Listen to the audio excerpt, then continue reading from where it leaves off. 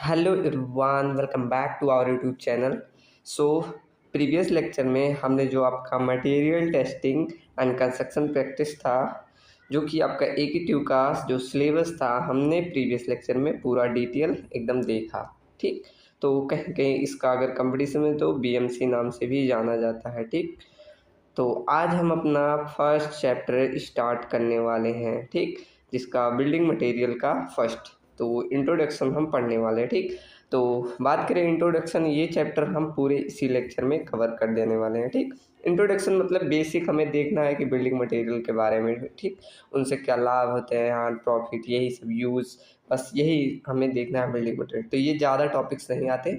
अगला जो चैप्टर होगा इसके बाद हम जो न्यू चैप्टर स्टार्ट करेंगे, स्टोन, वो आपका बहुत इंपॉर्टेंट रहता है। ठीक, क्योंकि उससे कंपटीशन में क्वेश्चन आते हैं और इकोनॉमेटिक, तो हम इस लेवल का लेके चल रहे हैं कि आपका कंपटीशन भी काम आए। ठीक, चलिए शुरू करते हैं बिना किसी बकवास किए फर्स्ट चैप्टर इंट्रोडक्शन। तो फर्स्ट समझ लेते हैं कि बिल्डिंग मटेरियल ही हमारा क्या होता है। तो हम यही पढ़ रहे हैं, तो पहले इसके बारे में जानना जरूरी है। ठीक, तो क्या लिखा है, building material refers to any substance use in construction of building structure और इंफ्रास्ट्रक्चर। ठीक, तो मतलब कह रहा है कि जो जो भी मटेरियल जिन्हें हम बिल्डिंग के कंस्ट्रक्शन में या स्ट्रक्चर बनाने में या इंफ्रास्ट्रक्चर में यूज कर सकते हैं, वो सभी हमारे बिल्डिंग मटेरियल आते हैं। ठीक, और क्या, these materials form the physical foundation and formwork and construction work. ठीक, इन मटेरियल के द्वारा हम फिजिकल फाउंडेशन और फॉर्म वर्क और कंस्ट्रक्शन वर्क बना सकते हैं। ठीक, तो ये सिंपल हमारा हो गया कि बिल्डिंग मटेरियल क्या है। ठीक, समझ में आया। ठीक, क्या कह रहा है कि जिन मटेरियल का हम कंस्ट्रक्शन में या स्ट्रक्चर बनाने में या इंफ्रास्ट्रक्चर बनाने में यूज करते हैं, वो हमारे बिल्डिंग मटेरियल होते हैं। और ये मटेरियल फिजिकल फाउंडेशन या फॉर्मवर्क या फॉर्मवर्क नहीं, फ्रेमवर्क, ठीक, या कंस्ट्रक्शन वर्क, इन सभी में यूज होते हैं। ठीक, चलिए अब अगला देखते हैं। अब देखते हैं टाइप्स ऑफ बिल्डिंग मटेरियल, कितने प्रकार के मटेरियल्स के टाइप्स होते हैं। ठीक, अब देखिए हमारा जो बिल्डिंग मटेरियल्स है मेनली दो ही प्रकार के होते हैं। फर्स्ट जो नेचर में पाया जाता है उसे नेचुरल मटेरियल कह देंगे, और एक मैन मेड मटेरियल कह देंगे। ठीक, चलिए अब इन सभी के बारे में हम डिटेल में पढ़ेंगे। देखिए पहले देखिए नेचर में कौन कौन से आते हैं, वुड जिसे टिम्बर नाम से जानते हैं, दूसरा स्टोन एंड थर्ड क्ले, और उसके बाद सैंड, ये सभी नेचुरल मटेरियल आ जाते हैं। ठीक, चलिए अब देखिए मैन मेड मटेरियल क्या होते हैं, जैसे सीमेंट ये एक मैन मेड मटेरियल है, ब्रिक ये भी एक मैन मेड मटेरियल है, स्टील जो कोई कन्वर्ट करते हैं तो उसे हम मैन मेड मटेरियल, कंक्रीट ये भी कन्वर्ट करके आपका रॉक से कन्वर्ट करके तभी तो बनता है कंक्रीट, तो ये भी प्रकार का मैन मेड हो जाता है। ग्लास ये भी आपका मैन मेड है, प्लास्टिक ये भी। ठीक, तो ये सभी मैन मेड मटेरियल, इन सभी का हम कंस्ट्रक्शन में यूज कर सकते हैं। ठीक, और इन सभी को हमें डिटेल में पढ़ना है। यहाँ तो आप नाम देख रहे हैं, अभी आपका एक फाउंडेशन बनना शुरू हुआ, अभी इन सबको हम डिटेल में, एक चैप्टर है अपने सिलेबस में ज़रूर देखा होगा। ठीक, तो यहाँ से क्लियर होता है कि हमारे दो प्रकार के बिल्डिंग मटेरियल, एक नेचुरल और दूसरा मैन मेड। नेचुरल में वुड स्टोन टिम्बर आयरन, ये मैन मेड में सीमेंट ब्रिक स्टील। ठीक, तो इस प्रकार के ये टाइप्स क्लियर होते हैं। चलिए नेक्स्ट देखते हैं। अब नेक्स्ट देखते हैं कि प्रॉपर्टीज़ क्या होती है एक अच्छे मटेरियल की, क्या क्या प्रॉपर्टी होती है, किन आधार पे हम क्या एक अच्छी क्या गुड मटेरियल रहे हैं। ठीक, तो यहाँ देखिए बस हमने शॉर्ट में लिख दिया, ज़्यादा लिखा नहीं। फर्स्ट उसका स्ट्रेंथ देखेंगे, उसकी ड्यूरेबिलिटी देखेंगे, ड्यूरेबिलिटी मतलब टिकाऊपन। ठीक, टिकाऊपन, उसको हम ड्यूरेबिलिटी कहते हैं। चलिए कितना साल तक वो टिकेगा। वर्केबिलिटी देखते हैं, वर्केबिलिटी मतलब कितने आसानी से उसे फैला कर सकते हैं, यूज कर सकते हैं, उसे वर्केबिलिटी कहते हैं। ठीक, इन सब अभी आगे जो इन सब का डिफिनीशन आएगा, अभी जब फर्दर हम चैप्टर्स को पढ़ेंगे तो उन सभी में इन सभी का डिफिनीशन आएगा। ठीक, तो फर्स्ट देखेंगे स्ट्रेंथ अच्छा रहे, ड्यूरेबिलिटी अच्छा रहे, वर्केबिलिटी अच्छा रहे, कॉस्ट इफेक्टिव हो, फायर रेजिस्टेंस हो, थर्मल एंड साउंड इंसुलेशन हो। ठीक, ये सभी प्रॉपर्टीज होती है, और है नहीं इतने हैं। ठीक, तो ये सभी होती है प्रॉपर्टीज। ठीक, मतलब अब इसमें इतना लिख दो, मतलब ये सभी होनी चाहिए, उसके अंदर स्ट्रेंथ होनी चाहिए, ड्यूरेबिलिटी होनी चाहिए, वर्कबिलिटी होनी चाहिए, कॉस्ट इफेक्टिव होनी चाहिए, फायर रेजिस्टेंस होनी चाहिए, थर्मल एंड साउंड इंसुलेशन होना चाहिए। ठीक, तो ये सभी गुड इसके अंदर होना चाहिए, तभी हम उसे सॉरी फॉर डिस्टर्बेंस। तो ये इतनी प्रकार की आपकी प्रॉपर्टीज़ होनी चाहिए, तभी हम उसे एक गुड, क्या कहेंगे, गुड बिल्डिंग मटेरियल बोलेंगे, ठीक। चलिए, इन सभी को आप अच्छे से एग्जाम में, ये सब क्या आपके AQ एग्जाम के लिए इंपॉर्टेंट है, कभी कभी 7 नंबर में पूछ लेता है, 7 नंबर में, ठीक। तो ये सभी ध्यान रखना चाहिए, ठीक। ये सभी ध्यान रखेगा, आप CT में अपने अच्छे से लिख देंगे, ठीक। ऐसे ही लिख देंगे, गुड स्ट्रेंथ होनी चाहिए, गुड ड्यूरेबिलिटी, गुड, ठीक, तो भी आपका हो जाएगा, ठीक। चलिए, तो इस प्रकार हम जान लिए कि हमारे गुड बिल्डिंग मटेरियल की क्या क्या उसमें गुण होनी चाहिए। चलिए, अब अगला प्रॉपर्टी देखते हैं कि importance of building material, building material की इम्पोर्टेंस क्या होती है, ठीक। तो चलिए, इसमें देखते हैं एक एक। फर्स्ट पॉइंट क्या कह रहा है कि स्ट्रक्चर की स्टेबिलिटी होनी चाहिए, ठीक। मतलब कि हमारा जो भी स्ट्रक्चर बनाए वो एक स्टेबल रहे, काफ़ी अच्छा रहे, ऐसा नहीं आज बनाए कल गिर जाए, ठीक। और दूसरा कह रहा है एस्थेटिक अपीयल, मतलब एक इसका अर्थ होता है सौंदर्य, सौंदर्य मतलब कि सुंदर हो, ऐसा नहीं हम घर बना दिए भद्दा सा दिख रहा है तो अच्छा ही ना लगे। अब उसकी डिजाइनिंग या उसके ऐसा नहीं कि जैसे कि एक सुंदर घर बने, इसका मतलब वही रहे, एस्थेटिक अपील में आकर्षित रहे, ठीक। इसे इस तरह डिफाइन करते हैं। और दूसरा एनर्जी इफिशियंस हो, मतलब उसमें एनर्जी इतना ज़्यादा कंज्यूम ना हो, ऐसा बना दिए कि कहीं से ना हवा आ रही है ना रोशनी आ रही है, तो सब जगह लाइट पंखे लगाने पड़े, तो ऐसा ना रहे, ऐसा हमें बनाना कि उसमें एनर्जी की इफिशियंसी कम है, एक इफिशियंसी रहे, ठीक। और फोर्थ देखेंगे कि इन्वायरमेंट इम्पैक्ट, हाँ ऐसा ना बनाए कि इन्वायरमेंट को इम्पैक्ट पहुँचाए, मतलब कि इससे का कि इन्वायरमेंट को कोई नुकसान ना पहुँचाए, ऐसा नहीं कि पेड़ों को ज़्यादा ज़्यादा काटना पड़े या कुछ रहे, ठीक। तो इस प्रकार इन्वायरमेंट को भी ज़्यादा इम्पैक्ट नहीं देना चाहिए, ठीक। तो ये हमारी इम्पोर्टेंस होती है, यहाँ 4 पॉइंट में आप डिफाइन कर सकते। मैं यहाँ समझा रहा हूँ आपको, इसके बारे में डिटेल थोड़ा लिख भी देना, ठीक। इसको आप हेडिंग मान सकते हैं, एक प्रकार से, एक प्रकार से हेडिंग, ठीक। मुझे इसके अंदर लिखना भी चाहिए था लेकिन लिखा नहीं, मैंने इतना इंपॉर्टेंट नहीं समझा इस चैप्टर को, थोड़ा लिखा होता तो और अच्छा रहता।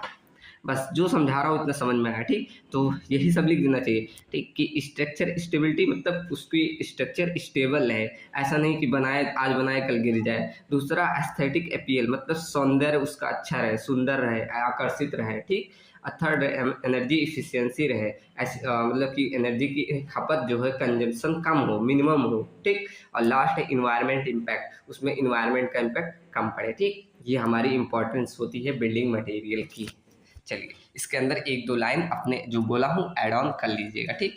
अगर आपको थ्योरी लिखनी है तो, और ये आपका जो कहे तो इतना ही मेन मेन पॉइंट हम लिखें, मेन मेन पॉइंट ये है, ठीक। आगे लिखा हूँ थ्योरी और भी।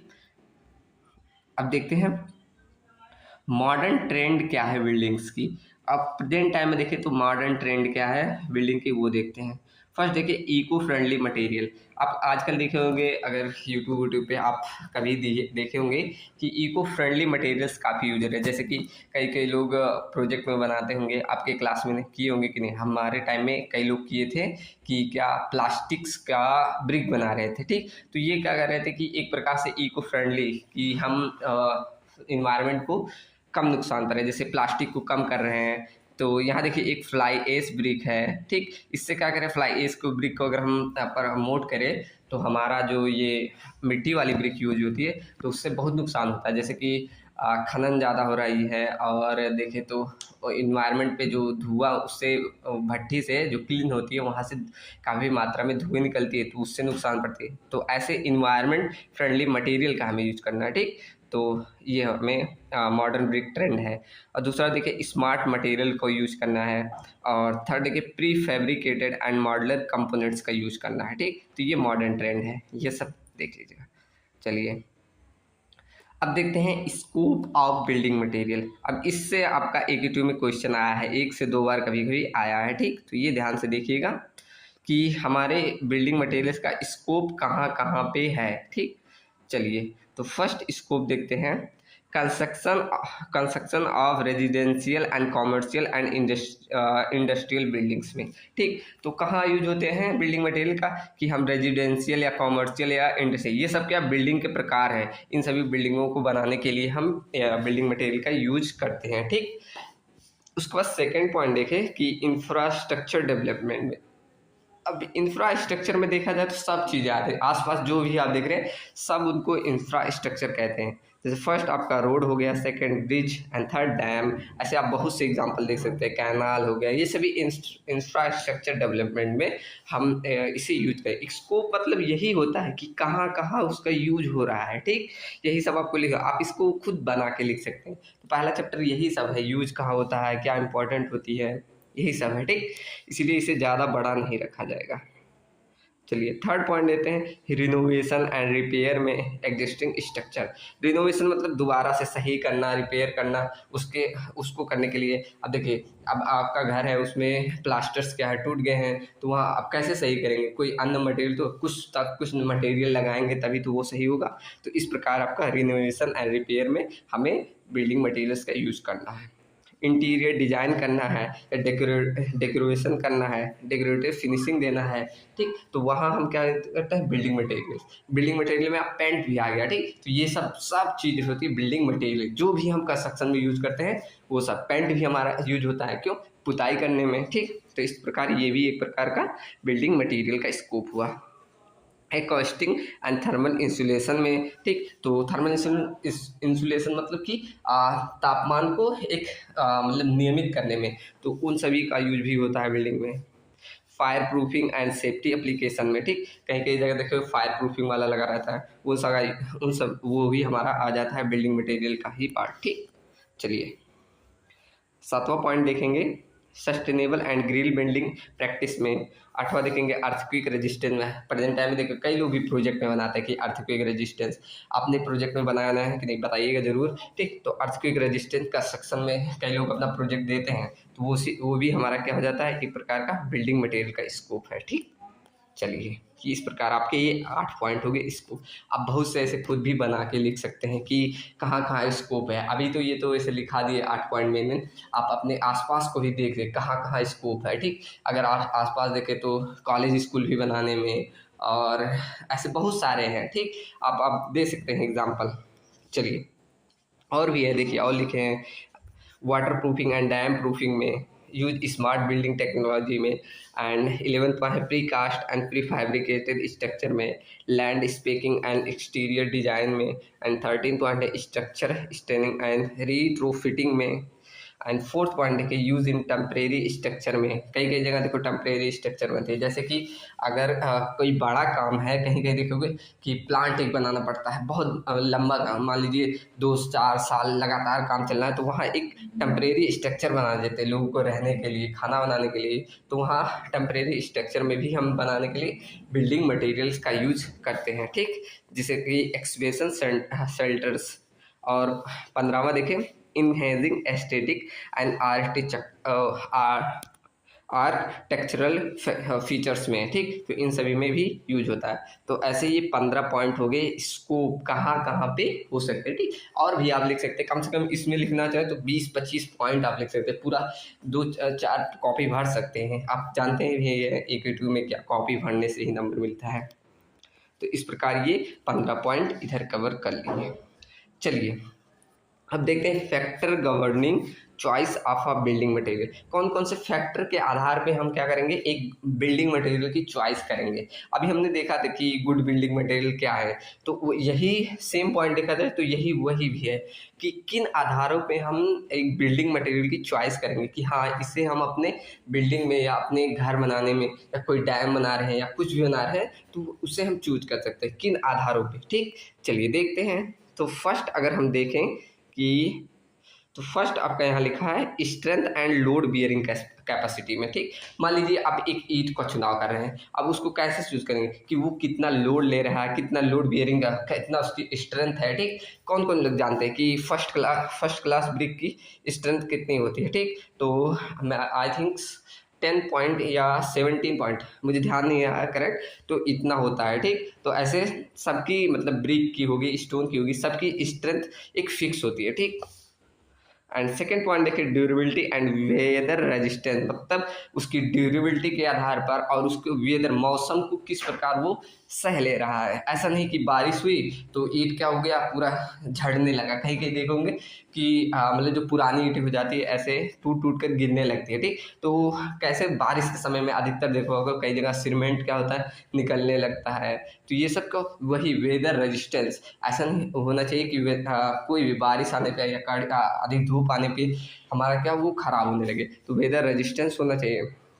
और कॉस्ट एंड बजट कंसिडरेशन, और ऐसा भी देखना चाहिए कि हमारा कॉस्ट मिनिमम लगे और क्वालिटी अच्छी मिले। इसे ही हम इफ़िशियंसी और इकोनॉमिकल कहते हैं, ठीक। तो कॉस्ट एंड बजट के आधार पे भी हम देखते हैं। चलिए, तो यहाँ 3 पॉइंट कवर हुए। और चौथा देखते हैं अवेलेबिलिटी एंड एक्सेसिबिलिटी। अवेलेबिलिटी मतलब कि अवेलेबल हो जाए ज़्यादा मात्रा में। ऐसा नहीं कि हमें बहुत दूर से लाना पड़ रहा है, ऐसे 10 रुपये का मटेरियल और लाने का कॉस्ट हमें 20 रुपया पड़ जा रहा है। तो ऐसा नहीं होना चाहिए कि काफ़ी दूर से ही हमें उस बिल्डिंग मटेरियल को लाना पड़े, ठीक। तो इस प्रकार ये चौथा पॉइंट हो जाता है। पाँचवा देखेंगे workability and easy to use. Workability मतलब वही होता है कितनी आसानी से हम यूज कर सकते हैं।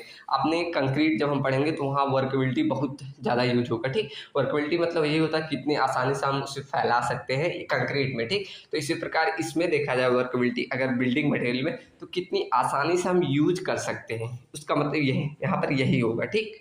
चलिए, छठा देखते हैं फायर रेजिस्टेंस और सेफ्टी के आधार पर हम चॉइस कर सकते हैं। एंड सता thermal and sound insulation property के आधार पे भी हम डिसाइड कर सकते हैं, ठीक। तो ये सभी इसके मतलब एक प्रकार से देखिए सभी प्रॉपर्टी ही हम यहाँ देख रहे हैं।